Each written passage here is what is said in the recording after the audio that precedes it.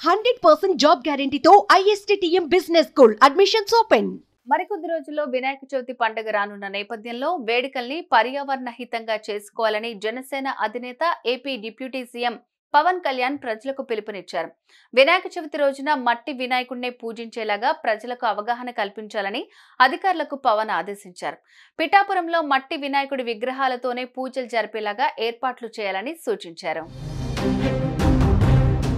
AP ఉప ముఖ్యమంత్రి పవన్ కళ్యాణ్ చేపట్టిన పంచాయతీరాజ్, గ్రామీణాభివృద్ధి, పర్యావరణ, అటవీ, శాస్త్ర సాంకేతిక శాఖలపై వరుసగా సమీక్షలు చేస్తూ ప్రజా ప్రయోజనాలు, అభివృద్ధి, అటవీ సంరక్షణ, పర్యావరణ పరిరక్షణకు నిర్మాణాత్మక సూచనలు, అందుకు అనుగుణంగా ఆదేశాలు ఇస్తున్నారు.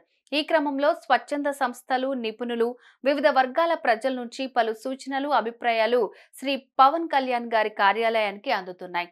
తమ అనుభవాలను తెలియజేస్తూ నివేదికలు పంపిస్తున్నారు. ఆదివారం మంగళగిరిలో పవన్ కళ్యాణ్ నివాసంలో ప్రకృతి వ్యవసాయ నిపుణుడు, పర్యావరణ ప్రేమికుడు విజయరామ్ కలిశారు.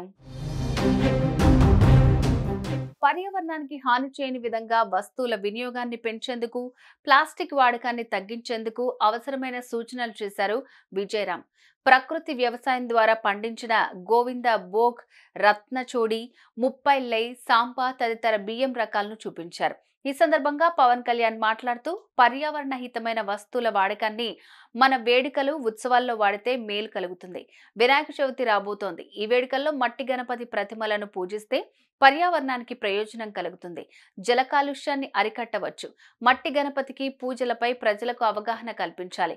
ఇందులో భాగంగా పిఠాపురం నియోజకవర్గంలో మట్టితో చేసిన వినాయక విగ్రహాలు పూజించేందుకు తగిన ఏర్పాట్లు చేయాలని నిర్ణయించారు. అదేవిధంగా దేవాలయాల్లో ప్రసాదాలను బటర్ పేపర్తో చేసిన కవర్లలో అందిస్తున్నారు. బటర్ పేపర్ వినియోగాన్ని తగ్గించాలని పలువురు నిపుణులు సూచిస్తున్నారు. అలాంటి కవర్ల స్థానంలో చిన్నపాటి తాటాకు బుట్టలు, ఆకులతో చేసిన దొన్నెలు వాడితే అవి వ్యర్థాల నిర్వహణ కూడా సులభంగా ఉంటుంది. వీటి వినియోగాన్ని పిఠాపురం నియోజకవర్గంలో ఉన్న ఆలయాల్లో ప్రయోగాత్మకంగా చేపట్టేందుకు కార్యాచరణ రూపొందించబోతున్నామన్నారు.